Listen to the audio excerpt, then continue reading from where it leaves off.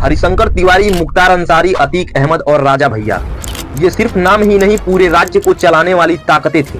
क्या महिलाओं की सुरक्षा के वादे सिर्फ चुनावी भाषण तक ही सीमित है? उन्नाव में एक एमएलए पर गैंग रेप का आरोप, हाथरस में एक 19 वर्षीय लड़की का बलात्कार, प्रशासन की तरफ से मामले को दबाने की पूरी कोशिश। हम किसे जिम्मेदार माने, सरकार को, पुलिस को या खुद को?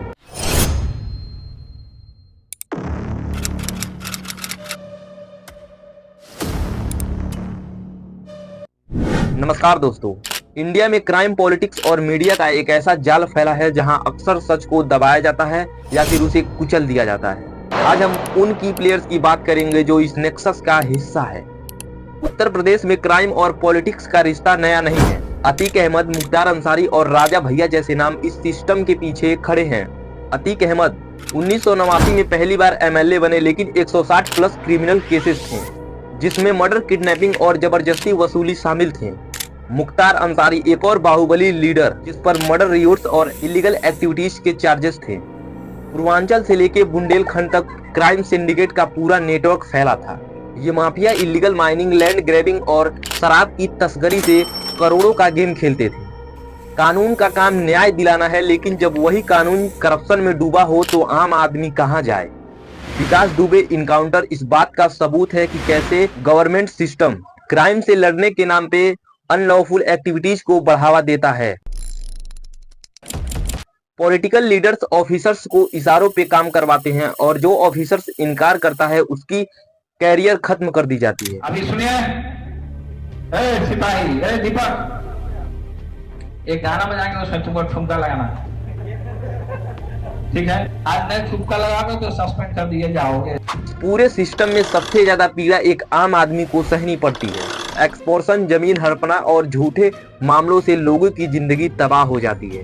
जर्नलिस्ट और विस्टर ब्लोअर्स जो इस सच्चाई को दिखाने की कोशिश करते हैं या तो मार दिया जाता है या फिर उन्हें डरा कर चुप कराया जाता है। गौरी लंकेश एक बोल्ड जर्नलिस्ट है जिसे उसके लिखे हुए सच की कीमत अपनी जान देकर चुकानी पड़ी।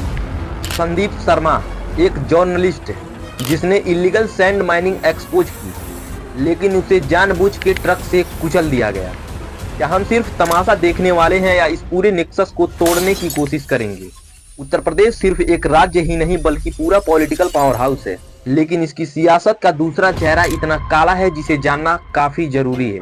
आज हम उनकी इशू की बात करेंगे जो इस राज्य की राजनीति, अपराध और सामाजिक ताने बाने को प्रभावित करता है।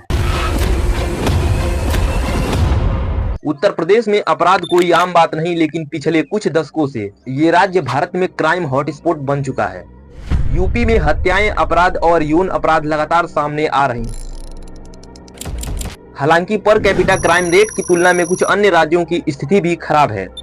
उन्नाव और हाथरस केस ने महिलाओं के ऊपर गंभीर सवाल उठाए। यूपी पुलिस का इनकाउंटर राज कितना सही है और कितना राजनीतिक एजेंडा का हिस्सा? विकास दुबे इनकाउंटर, कानपुर का गैंगस्टर जिसे पुलिस ने ड्रामेटिक इनकाउंटर में मार गिराया। लेकिन सवाल ये है, क्या ये न्याय था या एक सोची समझी साजिश? यहाँ राजनीतिक दबाव स्पष्ट रूप से दिखाई दे रहा था। उत्तर प्रदेश की राजनीति में कास्ट और रिलीजियस सबसे बड़ा हथियार है। SC ST कम्युनिटी पर अत्याचार, लैंड ग्रैब्स और फेक केस की घटनाएं आम बात थीं। सत्ता में रह के विकास का दावा करने वाले आखिर जनता के पैसों का करते क्या हैं? जनता के पैसों से बनाई जाने वाली योजनाएं कैसे भ्रष्टाचार की भेंट चढ़ जाती है? इसके हजारों उदाहरण हैं। सरकारी विभाग में रिश्वतखोरी एक आम बात है जिससे एक आम आदमी को सबसे ज्यादा नुकसान सहनी पड़ती है। क्या महिलाओं की सुरक्षा के वादे सिर्फ चुनावी भाषण तक ही सीमित है? उन्नाव में एक एमएलए पर गैंग रेप का आरोप और गवाह को रोड एक्सीडेंट के जरिए चुप कराने की कोशिश। हाथरस में एक 19 वर्षीय लड़की का बलात्कार, प्रशासन की तरफ से मामले को दबाने की पूरी कोशिश। हम किसे जिम्मेदार माने, सरकार को, पुलिस को या खुद को, जो सब कुछ देखकर भी चुप हैं? यूपी की हकीकत कड़वी है, लेकिन इसे बदलने की ताकत जनता के पास है। अपराध और भ्रष्टाचार के खिलाफ आवाज उठाइए, क्योंकि आपकी चुप्पी ही उनकी ताकत है। अंधेरा सिर्फ रोशनी के गैर मौजूदगी से नहीं होता, कभी कभी इसे जानबूझ के फैलाया जाता है। ये भारत में सबसे काले अध्यायों की कहानी है, जहां राजनीति और अपराध का रिश्ता इतना पुराना हो चुका है कि अब इसे अलग करना नामुमकिन है। आजादी मिली थी लोकतंत्र के लिए, लेकिन अपराधियों ने इसे खेल का मैदान बना लिया। नेता चुनाव जीतने के लिए गुंडों और बाहुबलियों पर निर्भर होने लगे। ये सिर्फ गलियों का खेल नहीं, ये अपराध पूरे सरकार तक पहुंच चुका था। सन 1975 इंदिरा गांधी इमरजेंसी, जब राजनीति और अपराध का रिश्ता पूरी तरह एक दूसरे से संबंधित हो गया। नेता बनने के लिए अब विचारधारा नहीं, बंदूक चाहिए थी। हरिशंकर तिवारी, मुख्तार अंसारी, अतीक अहमद और राजा भैया, ये सिर्फ नाम ही नहीं, पूरे राज्य को चलाने वाली ताकतें थीं। अपराध अब छिप कर नहीं हो रहा था, ये सरकार का हिस्सा बन चुका था। कोर्ट में मुकदमे लंबे चलते थे, इसलिए अब गोलियों से इंसाफ किया जाने लगा। फेक इनकाउंटर्स और कस्टोडियल डेथ पिछले कुछ दशकों से 500 प्लस हो गए। विकास दुबे इनकाउंटर, एक गैंगस्टर जिसने अपने आप को सरेंडर तो किया, लेकिन अदालत तक पहुंच ही नहीं पाया। जब चुनाव आता है तो सबसे आसान हथियार होते हैं।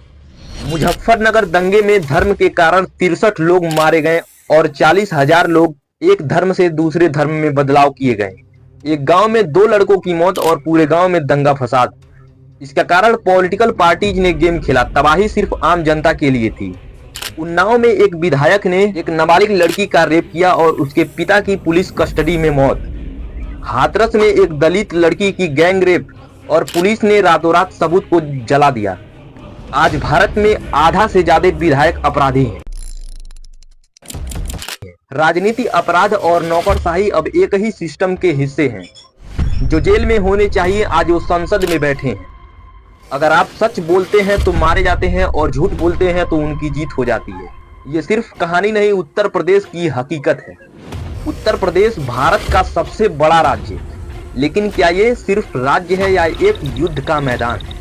ये कहानी सिर्फ एक राज्य की नहीं बल्कि सिस्टम के अंदर बैठे अपराध की है। बिहार से सटे इस इलाके में अपराध, राजनीति और बाहुबल का सबसे बड़ा गठजोड़ है। हरिशंकर प्रसाद, मुख्तार अंसारी, श्री प्रकाश शुक्ला और अतीक अहमद, ये सिर्फ गैंगस्टर ही नहीं बल्कि राजनीतिक खिलाड़ी थे। मुख्तार अंसारी और ब्रिजेश सिंह की लड़ाई ने सैकड़ों हत्यारों को जन्म दिया। यहाँ की जमीन पे सिर्फ इंसान ही नहीं, नफरत भी पैदा होती है। मुजफ्फरनगर में एक साल में 39 सांप्रदायिक दंगे। यहाँ धर्म एक हथियार है और चुनाव से पहले इसे धार दी जाती है। सेंट्रल, लखनऊ और कानपुर, यहाँ अपराध बंदूकों से नहीं बल्कि पैसों से खेला जाता है। हर चुनाव के बाद यहाँ इनकम टैक्स और सीबीआई के जांच आम बात है। माफिया प्लस पॉलिटिकल नेक्सस ने इस क्षेत्र को बिग क्राइम कैपिटल बना दिया। इस सिस्टम में अपराध ही सत्ता और सत्ता ही अपराध है। जब भूख कानून से बड़ी हो जाए तब अपराध जन्म लेता है। अपराध यहाँ मजबूरी है, न कि एक पेशा। फूलन देवी से लेके नए मैदान तक यह इलाका कभी भी बंदूकों से खाली नहीं रहा। शहरों में अपराध कारपोरेट डील्स में होता है, लेकिन गांव में लाशों में गिना जाता है। ये सिर्फ अपराध नहीं, हमारी राजनीति की सच्चाई है। क्या हम सिर्फ तमाशा देखते रहेंगे या कुछ बोलने की हिम्मत करेंगे? क्या आपने कभी सोचा है कि उत्तर प्रदेश में सत्ता और अपराध का रिश्ता इतना गहरा क्यों है? ये सिर्फ भ्रष्टाचार की कहानी नहीं, ये पूरी व्यवस्था की विफलता है। 1970 में सत्ता के लिए जाति के नाम पर राजनीति शुरू हुई, लेकिन असली खेल बाहुबलियों का था। चुनाव लड़ने के लिए गुंडों और बाहुबलियों को बढ़ावा दिया गया। ब्रिजेश सिंह, राजा भैया, मुख्तार अंसारी और अतीक अहमद जैसे नाम, नेता कम अपराधी ज्यादा थे। अपराधियों को सत्ता में संरक्षण दिया, कानून का कोई डर नहीं। जब इंसान के पास नौकरी ना हो तो एक ही रास्ता बचता है, सत्ता और अपराध। यूपी में बेरोजगारी चरम पर है, युवाओं के पास कोई रोजगार नहीं है तो अपराध ही विकल्प बन जाता है। गरीब जिलों में अपराध और बेरोजगारी का सीधा संबंध है। जब एक नेता सत्ता में आता है तो वो जनता को जोड़ता नहीं बल्कि उसे तोड़ता है। मुजफ्फरनगर में एक छोटे से दंगे ने 40,000 की जिंदगी तबाह कर दी। क्या आप जानते हैं कि उत्तर प्रदेश की पुलिस देश की सबसे अंडर स्टैट्यूटेड पुलिस फोर्स में से एक है। उत्तर प्रदेश में सिर्फ 1000 नागरिकों पर 77 पुलिसकर्मी ही हैं। भ्रष्ट पुलिस अपराधियों के साथ मिलकर काम करते हैं। उत्तर प्रदेश में सच बोलने की कीमत मौत भी हो सकती है। पत्रकार गौरी लंकेश और संदीप शर्मा इस बात के गवाह हैं। उन्होंने आवाज उठाया और उन्हें दबा दिया गया। सवाल सिर्फ सरकार या अपराधियों का नहीं, सवाल हमारी चुप्पी का है। अगर हम चुप रहेंगे तो ये सिलसिला कभी नहीं रुकेगा। हम चुनाव को सिर्फ एक वोट मानते हैं, लेकिन ये सिर्फ एक वोट ही नहीं, हमारी भविष्य को लिखने का मौका है। क्या हम सत्ता को जवाबदेह बना सकते हैं? क्या हम कानून को मजबूत कर सकते हैं? बिल्कुल किया जा सकता है, अगर न्याय टिके ना तब। जब तक न्यायपालिका स्वतंत्र नहीं होगी तब तक कानून किताबों में रहेगा। पुलिस पर राजनीतिक दबाव खत्म करने के लिए सख्त गाइडलाइंस बनाए जाएं। जनता की पुलिस सत्ता की नहीं। अगर ये पुलिस ही जनता के लिए खतरा रहेगा तो ये वर्दी किसके लिए? जाति धर्म नहीं बल्कि काबिलियत पर भर्ती दें। पुलिस सिर्फ डंडा चलाने वाली नहीं, समाज सुधारने वाली होनी चाहिए। जनता पुलिस से डरती रहेगी तो न्याय कब मिलेगा?